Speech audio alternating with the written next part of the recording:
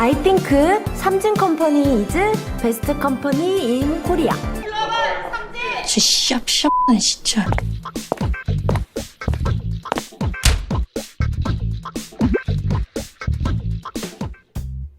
굉장히 많은 분들이 리뷰를 원했던 작품입니다. 어제 너보다 오늘 더 성장했어. 저 입사 1년차 때 국장님께서 거의 매일같이 해주시던 말인데 지금도 듣고 있거든요. 근데 이게 사실 채찍이에요.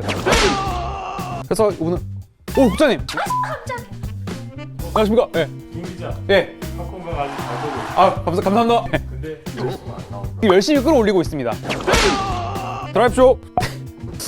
어제보다 오늘 더 성장하고 있는 팝콘각인데요. 오늘 백신에서 다룰 영화는 삼진그룹 영어 토익반입니다. IMF 이전 국제화 시대를 표방하게 되는, 즉 영어가 곧 국력이었던 시대를 배경으로 하고 있는데요. 마치 이 고졸 여직원들을 표시라도 하는 듯이 그 유니폼을 입히는데 일종의 계급 구분을 시각적으로 보여준 장면이었다고 생각을 하고요. 아주 옛날에 그 모 회사 얘기 들어보면은 고졸 사원분들이나 계약직분들이 아침에 재떨이 청소했다고 하거든요. 뭐 아침에 뭐 구두 심부름 하거나 뭐 상사 취향별 담배를 막 갖다 놓는 장면이 상상 이상이더라고요. 저는 그 체조하는 장면 굉장히 웃겼는데 쓸데없이 진지하잖아. 저희 회사도 아침에 체조하거든요. 승진할 때 토익 시험도 봅니다. 오늘날에도 일부의 어떤 기업 문화의 잔재들이 아닌가.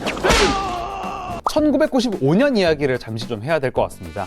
바야흐로 제가 유치원 비둘기반에 있을 때네요. 1980년대 초반에 고유가, 고금리, 고환율 3고 시대라고 하거든요. 수출 경쟁률이 떨어지죠. 기업 투자, 생산 안 되니까 가계부채도 늘어나죠. 1985년에 상황이 반전이 돼버립니다. 저유가, 저금리, 저환율 이 3저 시대를 맞고 매년 8에서 12%의 고도 성장을 하게 됩니다. 이때가 단군 일의 최대 호황기다. 1인당 GDP $10,000 돌파하고 그 이듬해죠. 96년도에 그 선진국 클럽으로 불리는 OECD에 가입을 하게 됩니다. 이렇듯 이제 90년대가 뭐 돈도 많고 일자리 넘치고 이 넘쳐나는 돈이 부동산으로 가면서 강남 개발 시작되고 오렌지족도 등장을 하거든요. 밝고 화사하고 캐주얼한 세상으로 변해가기 시작하는 이 출발입니다. 사회 전체에 이미 활기가 돌아요. 그 영화 필터를 보게 되면은 어떤 특정 장면 일부분을 제외하고는 거의 다 비교적 밝고 따뜻하고 경쾌한 브라운 톤을 유지를 하게 되는 거죠. 자, 이 영화에 먹거리가 참 많이 나오죠. 꽈배기 먹고 오뎅 먹고, 전 가장 기억나는 먹거리는 커피입니다. 커피. 지금에야 뭐 커피라고 하면은 뭐 라떼, 프라푸치노, 드립커피 엄청 많잖아요. 근데 이때까지만 해도 커피는 다방 커피라고. 커피 믹스 스틱이 나온 게 1987년도거든요. 꽤 오래됐죠, 생각보다. 둘둘 하나. 이게 너무 고착화가 돼가지고 지금 엄청 많이 먹잖아요. 그 스틱이 나왔는데도 인기가 없었어요. 뭐 야외 나들이 갈 때나 휴대용으로 생겼던 거야. 근데 이게 1997년에 IMF가 터지면서 상고 출신 여성 직원들 그리고 계약직 여직원들이 해고를 당하죠. 이렇게 되니까 커피를 탈 사람이 없는 거야. 스틱 커피 수요가 그때부터 폭발적으로 증가하게 되는 그런 사연도 있습니다. 영화에서 커피, 설탕, 프림 비율이 사람마다 다 다르잖아요. 그러니까 취향별로 이 여직원들이 커피를 타는 장면이 잠깐 나오는데 결국 이 비율로 나중에는 특정인을 추측을 하는 장면이 있죠. 귀엽고 기발하기도 하지만 한편으로는 과거의 우리 사회에 정말 커피처럼 씁쓸한 단면을 보여주는 대목이라고도 할 수 있겠습니다. 제목 보고 영화 안 보신 분들 꽤 있을 것 같아요. 거부감이 좀 드는 이유가 있는데 2003년에 이나영, 장혁 씨 주연의 영어 완전 정복이라는 영화가 있었어요. 당시 정말 A급 배우들로 만든 B급 코미디였거든요. 낙인이 찍혀버린 거야, 뭔가. 그 영화가 떠올라서 옛날 분들은. 지난번 팝콘각 도제편에서 저희가 영화 제목의 길이에 관해서 얘기를 한 적이 있는데 확실히 영화 제목이 좀 길잖아요. 그러면은 좀 이상야릇한 궁금증이나 병만미가 좀 느껴지는 그런 부분이 있는 것 같습니다. 예를 들어서 박찬욱 감독의 삼진그룹 영어 토익반, 김지훈 감독 삼진그룹 영어 토익반, 이런 느낌이 다르잖아. 뭔가 있어 보이잖아. PBD인데도 좀 나는 것 같고. 근데 이게 신인 감독 영화였다는 거지, 하필이면. 신인 감독들 영화 보면은 제목을 조금 그 독특하게 지어서 피해를 본 사람들이 좀 있어요. 화이, 그리고 1987을 연출한 장준환 감독의 데뷔작이 그 이름도 어마무시한 지구를 지켜라입니다. B급 냄새가 벌써 확 나죠. 하지만 이 영화를 본 관객들은 억소리 내면서 와, 씨, 막 혀를 내두르게 되는 엄청난 영화를 보게 되잖아요, 작품을. 그러니까 삼진그룹 영화 토익반의 이종필 감독 또한 어쩌면 이런 반전을 좀 염두에 두고 지었던 게 아닐까라는 생각마저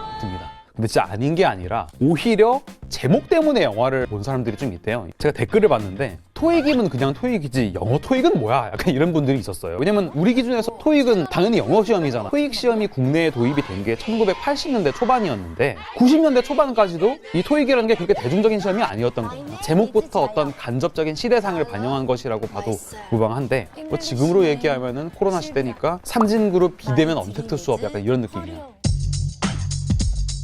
이 영화는 실화를 바탕으로 하고 있습니다. 영화의 배경이 된 실제 사건이 1991년 발생한 낙동강 페놀 오염 사건으로 이제 알려져 있는데요. 당시에 그 두산전자입니다. 독성 물질 페놀 수십 톤을 낙동강에 유출을 한 거예요. 많은 시민들이 이제 피해를 입은 사건이었는데 특히 이 수사 과정에서 유출 사건 이전에도 정화 비용 한 50여만 원인가요? 아끼려고 정화 과정을 거치지 않고 폐기를 한 사실들이 속속 드러나기도 했었습니다. 영화가 진행이 될수록 걷잡을 수 없는 방향으로 서사가 펼쳐지게 되는데 영화가 아주 뭐 각본이 탄탄한 웰메이드 영화까지는 아니더라도 이 내부 고발이라는 굉장히 묵직한 주제를 거부감 없이 재치 있게 끌고 갔다는 생각이 들죠. 일단 일하는 여성들의 이야기에 좀 초점을 많이 맞추고 있고 그 영화에서 흔한 등장인물들의 가족사도 없고 러브라인도 없어요. 과감하게 생략을 하는 방식으로 영화가 나가게 되는데 그런데도 영화가 어디 하나 뭐 불필요한 부분은 없어 보이잖아요. 주인공들이 자신들 앞에 놓인 어떤 장애물, 문제를 피하거나 외면하지 않고 정면으로 돌파하는 모습을 보면서 옛날에 뭐 줄리아 로버츠 주연의 에린 브로코비치, 히든 피겨스, 스포트라이트 이런 영화까지도 생각이 나더라고요. 마치 그 보거의 그 독을 제거해서 탁 내주는 횟집이 아니라 보거를 통째로 튀겨서 떡볶이 국물에 찍어 먹는 어떤 그런 느낌? 치트키지 한마디로. 만약에 영화가 시작부터 끝날 때까지 이 여성 직원들이 전면에 나섰다면은 뻔한 신파의 기운이 좀 더했을 수도 있어요. 근데 영화를 보면 어떻게 흘러갈 것이다에 대한 우리의 예상을 철저하게 빗나가기 시작합니다. 그러면서 민감한 우리 사회의 젠더 이슈에 치우치지 않고 추리극으로서의 면모를 영화가 다하고 있다는 생각도 듭니다. 자, 사건이 촉발되는 게 공장 폐수를 본 자영, 영화 속에서는 고화성 씨가 연기를 했는데 남자 후배 대리 그 직원을 시켜서 과장에게 보고서를 보게 만들잖아요. 이런 식으로 그 물 밑에서 조용하게 사건을 파헤쳐나가는 모습을 보여주게 되는데 그러다가 영화 후반부에서는 여성 직원들 간의 연대를 보여주면서 영화가 마침내 빵! 터지게 되죠. 조금은 무리가 있을 수 있겠습니다만 저는 메릴 스트립 주연의 영화 더 포스트도 비교를 하게 되더라고요. 두 영화를 나란히 놓으면은 여성 캐릭터가 똑같이 등장을 하는데 너무 다른 위치에 있어요, 캐릭터들이. 하지만 어떤 위치에 있든지 간에 자신의 주관을 정하고 단단해지는 과정은 힘들 수밖에 없다. 그 과정에서 어제의 나보다 오늘 더 성장하는 그런 인물들을 그렸다는 점에서 굉장히 비슷한 점이 있는 것 같고요. 고군분투 끝에 여성들이 연대하는 모습은 두 영화를 비교해가면서 본다면 더 재밌지 않을까라는 생각도 듭니다. 다만 영화가 좀 아쉬운 부분이 있어요. 사회 고발 소재를 코미디의 무법으로 이 영화에서 풀어내게 되는데 시각적으로도 이걸 잘 보여주죠. 뭐 재밌는 장면도 워낙 많지만 그 공장 폐수의 어떤 배출량에 따른 오염도를 보여주게 되거든요. 근데 오염도를 어떻게 보여주느냐? 간장을 물에 타는 모습으로 보여준단 말이에요. 이런 식으로 우리한테 굉장히 쉽게 친숙하게 설명을 해주려는 모습들을 볼 수 있는데 그 이후에 영화들이 뭐 회사 내 갑질, 내부 고발자, 언론과 대기업의 유착, 경영권 다툼 이런 식으로 우리 한국 사회의 각종 병폐를 빠짐없이 목격하고 해결하는 모습을 보여주잖아요. 코미디의 문법을 통해서 우리가 이걸 받아들이는 건 굉장히 쉽습니다. 굉장히 편한데 이 영화는 문제의 근원에 굉장히 평면적인 악역을 놨다. 결국 권선징악 구도로 갔다는 점이 좀 아쉬운데 악역이 있고 권선징악 구도가 있으면은 카타르시스와 쾌감이 있을지언정 문제를 똑바로 보지 못하는 오류를 범할 수 있다는 건데 다시 말해서 어떤 영화에서 악역이 전면에 나오지 않고 과로가 처진다면은 이게 특정 개인이나 특정 집단의 문제가 아니라 사회 보편적인 문제다라는 설득력이 있게 된다는 거예요. 삼진그룹 영어 토익반에서는 그런 부분에서 너무 평면적인 악역과 권선징악 구도가 나왔다는 점에서 좀 아쉬움으로 남는 부분입니다. 자본주의가 만연했던 시대를 배경으로 하고 있는데 여기서 살짝 스포일러 들어갑니다. 영화를 보고 보시는 걸 추천드립니다. 자본주의 하면은 스미스 형이잖아. 그 매트리스 스미스 말고 애덤 스미스의 그 국부론에서 호모 이코노미쿠스란 말이 있죠. 어떤 경제적 인간.